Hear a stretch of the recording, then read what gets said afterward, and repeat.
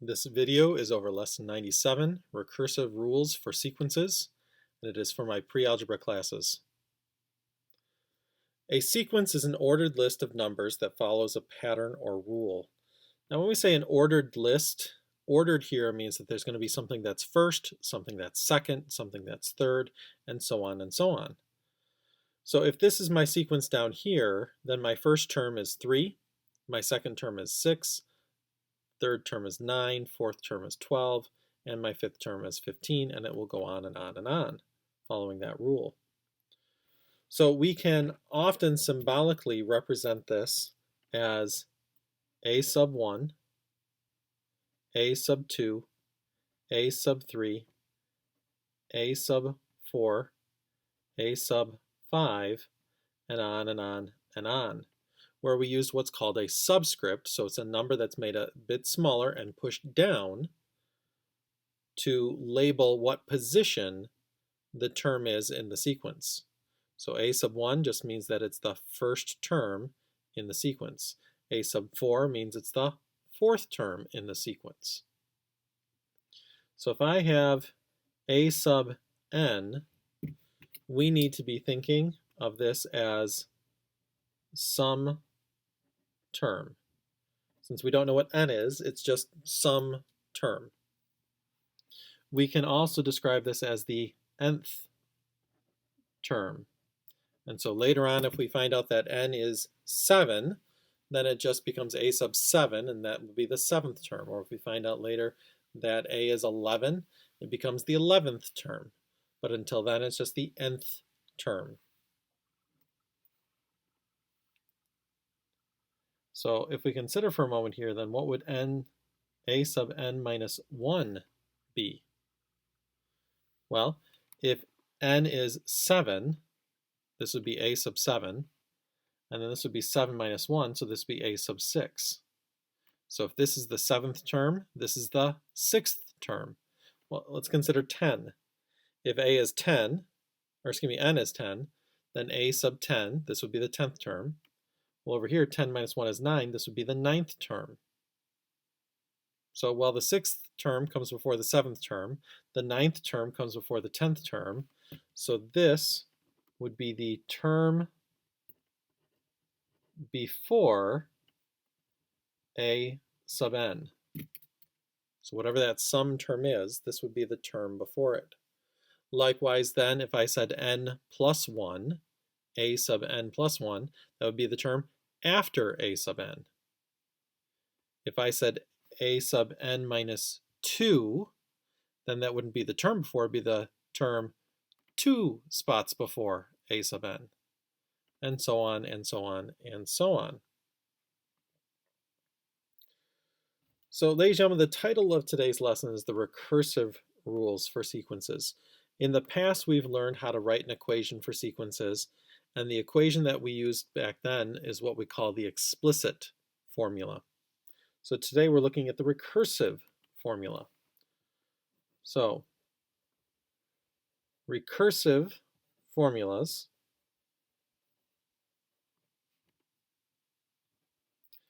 are a way of describing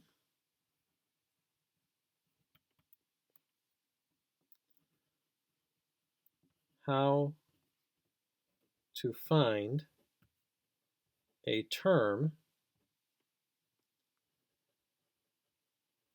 using previous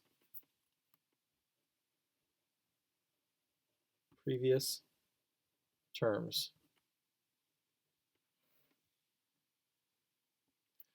So for example, if I take a look at this sequence up here, and I want to find the recursive formula, I need to think, what did I do to 3 to get a 6? What could you do to a 6 to get a 9? What could you do to 9 to get a 12? What could you do to 12 to get a 15? Well, obviously it looks like we just kept adding 3 there. So here, a sub n, so some term, if you want to find some term, what you're going to do is you're going to take the term before it, a sub n minus 1, and you're going to add 3 to that. We keep taking the term before, and adding 3. Now, the trouble with this is this all by itself is not good enough for a recursive formula. Recursive formulas require you to have a starting place, because if I don't have a starting place, I don't know what I'm adding 3 to. Did we start by adding 3 to 4? Did we start by adding 3 to 5? Did we add 3 to 0? What did we start with? So recursive formulas require a starting place. So I've got to say a sub 1. What was the first term? What did we start with? Well, we started with 3. So then if I want to find a sub 2, the second term, then it's going to be a sub 2 minus 1, so a sub 1, so the first term, plus 3. Well, 3 plus 3 is 6. So sure enough, that is my second term. If I want to find my third term, I'm going to take the second term and add 3. So 6 plus 3 is 9. If I want to find the fourth term, I'm going to take the third term and add 3.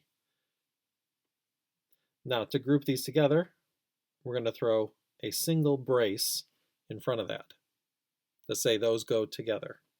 And that is my recursive formula for this sequence up there. Let's take a look at another sequence now. We'll skip a couple lines on your page there.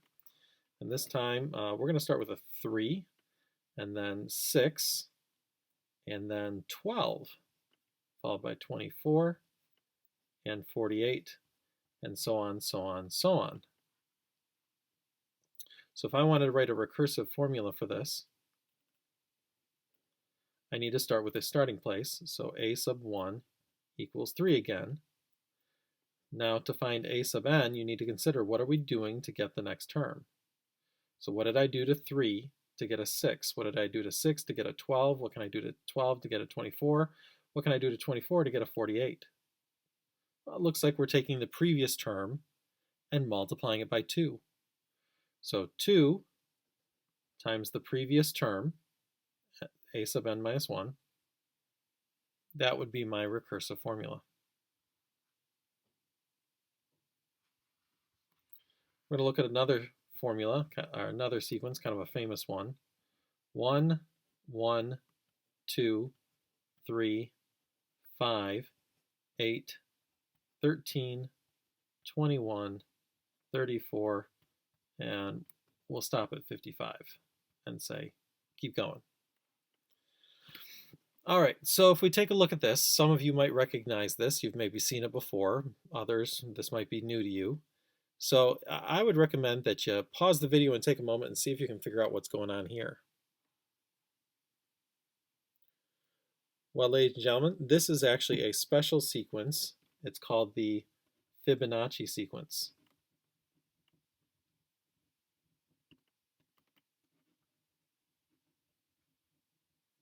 And it actually shows up in nature in a few different ways. I would highly recommend, if your parents are okay with it, if you do a quick search for Fibonacci sequence in nature, and you can find some quick videos that'll show you how it shows up in pine cones and pineapples and a few other places in nature. And the designs they make can be quite beautiful and in the natural world. So, but the sequence itself, what are you doing here to get the next term? Maybe some of you realize what it was what we've got to do to find some term is to add up the 2 terms before it. So the term before would be a sub n minus 1, and then the term 2 before it would be a sub n minus 2. Now, because we're using the 2 terms before it, I need in my formula then to have 2 starting numbers. So however many terms you're going before the one you're looking for tells you then how many you need to start with. So I need a first and second term to start with, because the second term doesn't have 2 before it. The first term certainly doesn't have 2 before it. So these 2 you have to define right off the bat. So the formula can kick in with the third term. So if I want to find the third term, it's going to be the second term plus the first term. If I want to find the 19th term, so a sub 19, I will add the 18th term with the 17th term. And there's my recursive formula. Now, occasionally, you may be asked to take an explicit formula like a sub n equals 4n plus 3 and to change that into a recursive formula. So if you're ever asked to do that, just start by getting a bunch of values and seeing what's going on here. So I would start with a sub 1. A sub 1 here would be 4 times 1 plus 3. So 4 times 1 is 4, plus 3 is 7. So a sub 1 is 7. A sub 2 would be 4 times 2 plus 3. So 4 times 2 is 8, plus 3 is 11. A sub 3 would be 4 times 3 plus 3. Well, 4 times 3 is 12, plus 3 is 15. A sub 4 would be 4 times 4 plus 3. 4 times 4 is 16, plus 3 is 19.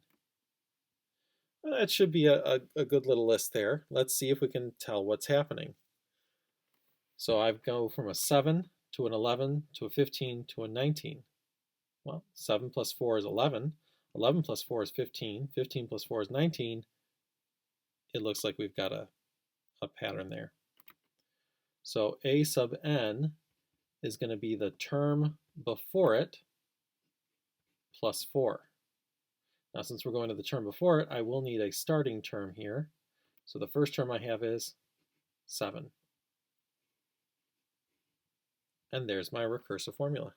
So we're going to start at 7, and then we'll keep adding 4 to find the next term. So, ladies and gentlemen, we're going to go ahead and take a look now at the practice problems. And so we are looking at page 648 in your book, 648. So A says, write the recursive formula for the following sequence. So when I look at that, I'm taking a look and seeing, all right, what's happening? So how do I go from a 1 to a 4, from a 4 to a 16 to a 64? So 1 to 4, we could add 3. But if I add 3 again, that means my third term should be a 7, but no, it's a 16. So go back to the drawing board. How can you turn a 1 into a 4? Well, 1 times 4 is 4. Then is 4 times 4 16? Yes, it is. Is 16 times 4 64? Yes, it is. So we've stumbled upon our formula here. So a sub n is going to equal 4 times the previous term. Since we're going to the previous term, I'm going to need one number to start with. And so that first number, that first term is a 1. B, the terms of the following sequence are generated with the formula a sub n equals n minus 5, or excuse me, 5n minus 2. Write a recursive formula for this sequence. And so they've actually already given us several different terms there. So let's consider, all right, a sub n, what does it look like we're doing? So 3 to an 8, 8 to a 13, 13 to a 20, or 18. Well, it looks like we're adding 5 each time. 3 plus 5 is 8. 8 plus 5 is 13. 13 plus 5 is 18. So we are taking the previous term and adding 5. So where are we starting? Well, we're starting with 3. Start with 3 and then add 5. Then add 5 again, add 5 again, and 5 again.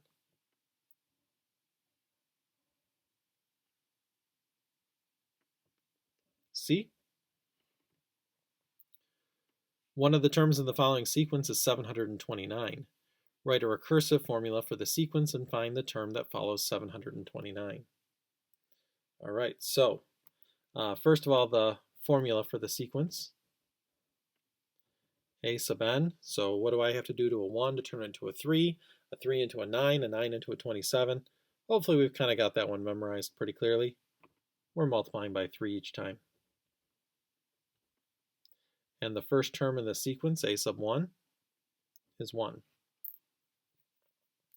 So now 27 is the fourth term. So using the recursive formula, I can then say, all right, the a sub 5 will be a sub 4, which is 27. Oop, sorry. Would be 3 times a sub 4, which is 27. So 27 here is really a sub 4. 3 times 27 is 81. So if I want to find a sub 6, that would be 3 times a sub 5, which we just found out was 81. So 3 times 81, well, 3 times 80 is 240, and 3 times 1 is 3, so 243.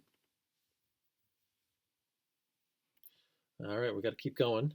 So a sub 7 then would be 3 times a sub 6. So, well, a sub 6 we know is 243. Multiply that together. Well, 3 times 24 is 72, so that's really 720. And 3 times 3 is 9, so 729. Ah, we're getting there now. We want to find the term after this, though. So a sub 7 is 729. We are looking for a sub 8. So that'll be 3 times a sub 7, which was 729, equals, and now 3 times 7 is 21, so that's 2,100. And then 3 times 29 is like 3 times 30, but one less group of 3. So 3 times 30 would be 90. Take away a group of 3, that'd be 87. So this is 2,187 is the term that comes after 729. And so that's what using a recursive formula looks like. We use the previous terms to find the next term. D, which formula below generates the terms of the following sequence? So first of all, at a glance, A and C are both written in recursive form, whereas B is written in explicit form. Not that that particularly matters, but there it is. So if we just consider plugging values in, let's try B first. So if I plug in 2 times 2 is 4, minus 1 would be 3. Okay, looks good so far. And then for the next one, so I've got 3. 2 times 3 would be 6, minus 1 would be 5.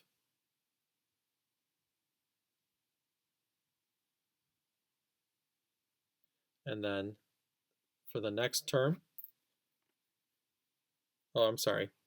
No, I got to take that back. Sorry, for the first term would be 2 times 1 minus 1. So 2 times 1 would be 2, and then minus 1 would be 1. So B doesn't work. B doesn't work.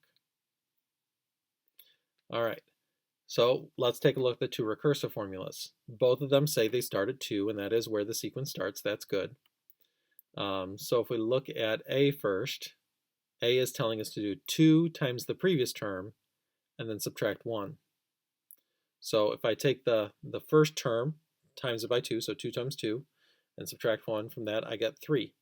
That is the next number. So if I take 2 times 3 is 6, minus 1 is 5. That is the next number. 2 times 5 is 10, minus 1 is 9. That's the next number. 2 times 9 is 18, minus 1 is 17. That's the next number after 9. And then 17 times 2 is 34, minus 1 is 33. Sure enough, that's the next number. So A is the one that fits the data. And that, ladies and gentlemen, is the end of our lesson.